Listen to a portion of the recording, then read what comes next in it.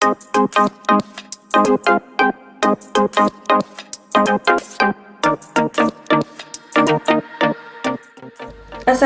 warahmatullahi wabarakatuh. Perkenalkan, saya Nika Nugraheni dengan NIM 231002615 dari Prodi Kedokteran Gigi. Di sini saya akan menjelaskan mengenai materi, topik, tema, dan kerangka karangan.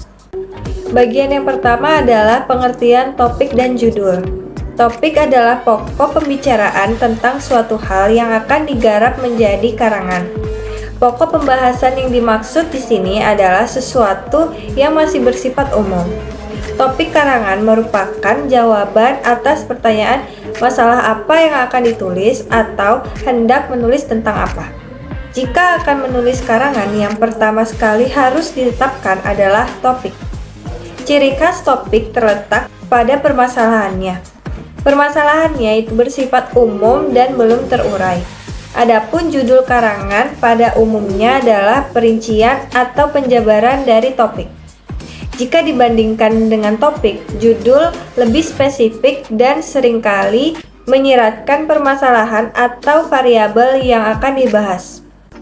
Berikut adalah hal-hal yang perlu diperhatikan dalam menetapkan topik karangan adalah: pertama, topik menarik perhatian penulis. Kedua, topik diketahui atau dikenal dengan baik. Ketiga, bahannya dapat diperoleh. Dan keempat, topik dibatasi ruang lingkupnya. Perlu ditegaskan lagi bahwa topik dan judul dapat memiliki persamaan dalam hal sama-sama dapat menjadi judul karangan. Namun, antara keduanya terdapat perbedaan. Topik adalah judul besar yang bersifat umum dan belum menggambarkan sudut pandang penulisnya. Sedangkan judul lebih spesifik dan telah mengandung permasalahan yang lebih jelas atau lebih terarah. Jika sebuah judul dirasakan masih terlalu luas dan perlu diuraikan lagi, judul itu dapat disebut topik, sedangkan uraiannya disebut judul. Perbedaan lainnya dapat kita jumpai dari sisi waktu perumusan. Jika topik dirumuskan di awal proses penulisan, sebaliknya perumusan judul dilakukan setelah seluruh karangan selesai. Perumusan dan penulisan judul yang baik sebaiknya memperhatikan 3 hal berikut ini. Yang pertama, judul harus relevan. Kedua, judul harus provokatif. Dan yang ketiga adalah judul harus singkat. Bagian yang selanjutnya adalah pembatasan topik. Agar pembicaraan pengarang tidak melantur, sebaiknya topik itu dibatasi sesuai dengan rencana dan maksud khusus pengarang. Both dan kawan-kawan dalam Craft of Research merumuskan 4 tips dalam membatasi topik. Yang pertama adalah tetapkanlah topik yang ingin digarap dalam suatu kedudukan sentral. Yang kedua, ajukanlah pertanyaan, apakah topik yang berada dalam kedudukan sentral itu masih dapat diperinci lebih lanjut. Yang ketiga, tetapkanlah yang mana dari perincian tadi yang akan dipilih.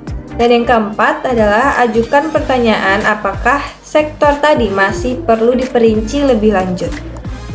Bagian selanjutnya adalah pengertian tema. Menurut arti katanya, tema berarti pokok pemikiran. Tema dapat juga diartikan sebagai pengungkapan maksud dan tujuan. Bagian selanjutnya adalah pengertian kerangka karangan. Kerangka adalah rencana teratur dalam pembagian dan penyusunan gagasan. Fungsi utamanya untuk menunjukkan hubungan di antara gagasan-gagasan yang ada. Kerangka memungkinkan pengarang melihat kekuatan dan kelemahan dalam karangannya. Dalam penyusunan kerangka, ada tahap yang perlu dilakukan, yaitu memilih topik, mengumpulkan informasi, mengatur gagasan, dan menulis karangan itu sendiri. Selanjutnya adalah manfaat dari kerangka karangan. Salah satu manfaat dari kerangka karangan adalah kerangka karangan akan memudahkan pengarang menyusun karangan yang sebenarnya dan dapat mencegah pengarang mengolah suatu ide sampai 2 kali, serta mencegah pengarang keluar dari sasaran yang telah ditetapkan. Selanjutnya ada macam dan bentuk kerangka karangan. Ada 2 macam kerangka, yaitu kerangka topik dan kerangka kalimat. Selanjutnya ada metode pengaturan dan penyusunan kerangka karangan.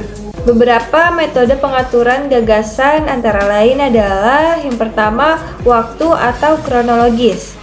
Jadi bahan disusun menurut urutan waktu. Lalu yang kedua ada dari yang diketahui ke yang belum atau tidak diketahui, dari yang sederhana ke yang rumit.